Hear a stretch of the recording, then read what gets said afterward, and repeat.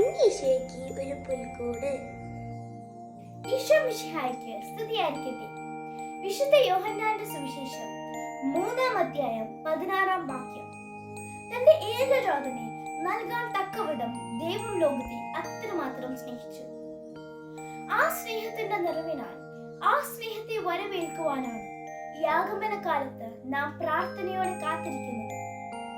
കാലിത്തൊഴുത്തിൽ പിറന്നവൻ നമ്മുടെ രക്ഷകനാണെന്നും അവനിലൂടെയാണ് നമുക്ക് രക്ഷ ലഭിക്കുന്നത് എന്നും നാം തിരിച്ചറിയണം. ശാന്തനായി ജനിച്ച് സ്നേഹത്താൽ ലോകത്തെ കീഴടക്കിയ രാജാതിരാജനായ ഈശോയ്ക്ക് വസിക്കാൻ നമ്മുടെ ഹൃദയമാണ് ആവശ്യം. കൂട്ടുകാരെ, നമ്മുടെ ഹൃദയങ്ങളിൽ അവനായി വിട്ടുകൊടുക്കുമ്പോൾ അവൻ നമ്മെ വീണ്ടെടുക്കുന്നു.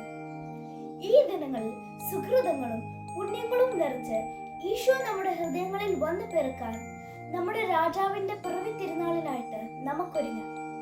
എന്റെ ഈശോയെ, അങ്ങേ ഞാൻ സ്നേഹിക്കുന്നു എന്ന സുഹൃത ജപം സാധിക്കുന്നിടത്തോളം പ്രാവശ്യം ചൊല്ലി ഉണ്ണീശോയ്ക്ക് ഇന്ന് കാഴ്ചവെക്കാം.